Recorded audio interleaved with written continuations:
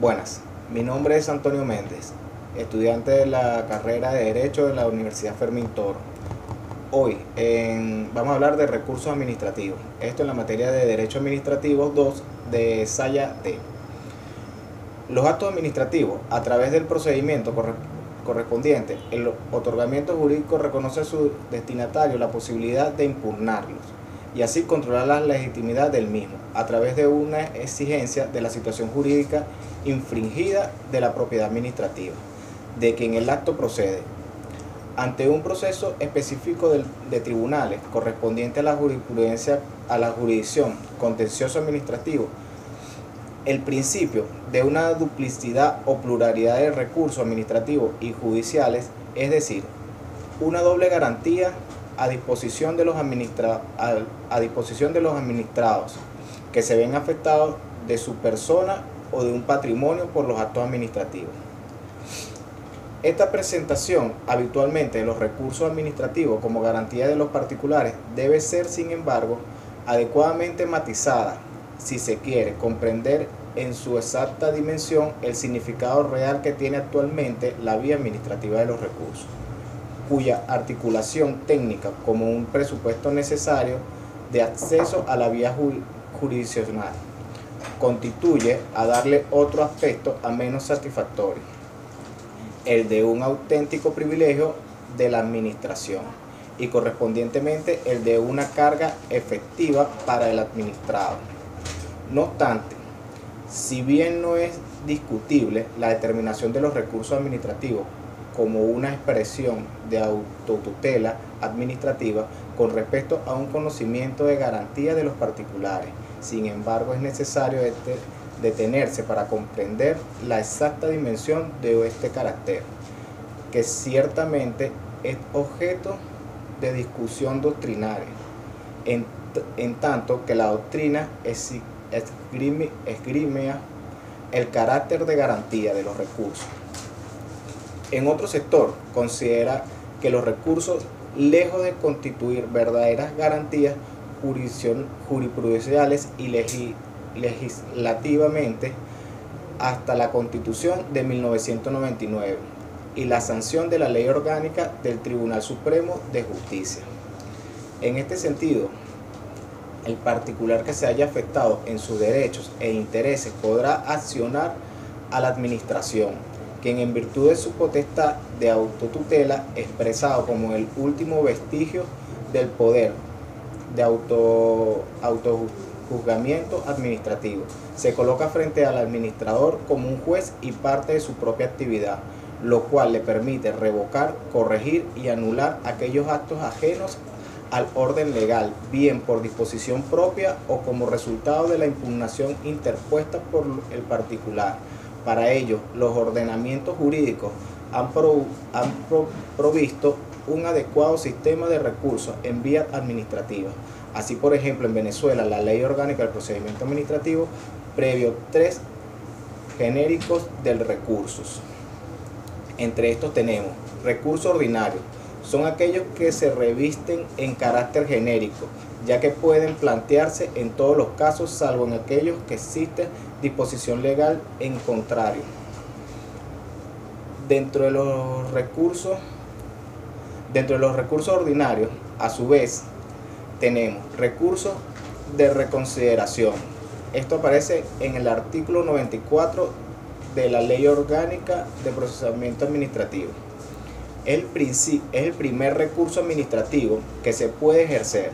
El mismo procede frente al acto administrativo de carácter particular que vulnera algún derecho o interés debiendo interponerse ante el mismo funcionario que emitió el acto en un lapso de 15 días hábiles siguiente a la notificación. En segundo punto tenemos recurso jerárquico, que este está estipulado en el artículo 95 de la misma ley. Constituye el segundo recurso que se puede interponer una vez agotado el recurso de reconsideración, teniendo su procedencia cuando, una vez insertado el recurso de reconsideración, el funcionario ratifica el acto administrativo, es decir, que no modifica el contenido del acto administrativo, o cuando transcurrido el lapso legal de 15 días hábiles operó el silencio administrativo. También tenemos los recursos especiales. Estos recursos son procedentes en aquellos casos expresamente previstos en la norma, en consideración en la legislación venezolana como un recurso especial, el dominio del recurso jerárquico impropio, el cual se ejerce ante la máxima autoridad de los entes descentralizados de la administración pública. Por último, tenemos los recursos extraordinarios. A diferencia de los anteriores, los recursos extraordinarios operan aun cuando el acto ha quedado firme, es decir, aún fuera de los lapsos que la ley prevé para la impugnación. Dentro de estos recursos se halla el denominado recurso de revisión, el cual se aplica solo contra los actos administrativos firmes, es decir, frente a aquellos actos que no pueden ser impugnables mediante los anteriores recursos, configurándose para este tipo de recursos dispuestos específicamente definidos en el artículo 97 de la Ley Orgánica Procesal Administrativa. Ahora les vamos a hablar de la explicación doctrinaria del límite de acceso jurisdiccional y de las autotutelas administrativas. El principio de legalidad recogido de la Constitución ordena que las actividades de administración pública se produzcan formas de la ley, con el fin de mantener los actos de jurisdiccionalidad de aquellas. En el derecho prevé diversos mecanismos de fiscalización que constituyen el régimen legal de la justicia administrativa, en el cual el derecho administrativo, al referirse al tema de la justicia administrativa, existe su ámbito más allá aquel que los autores denominan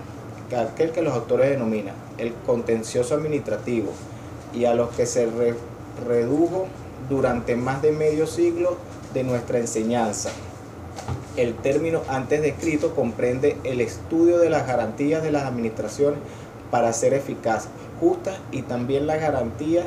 de que deben tener el administrador para asegurar la legitimidad y moralidad administrativa y el respeto por sus derechos y sus intereses. La Constitución Patria consagra el acceso de la administración de justicia como una manifestación de la tutela judicial efectiva, entendida esta última como un conjunto de garantías dirigidas a proveer una justicia material tendiente y a hacer valer sus derechos e intereses, y a obtener con prontitud las decisiones correspondientes, lográndose todo ello mediante la realización de un proceso en el cual se imponen una serie de garantías procedimentales destinadas a proveer una justicia accesible, imparcial, idónea, transparente, autónoma, independiente, equitativa y responsable, tal como lo desprende el dispositivo en el artículo 26 de la Constitución de Venezuela.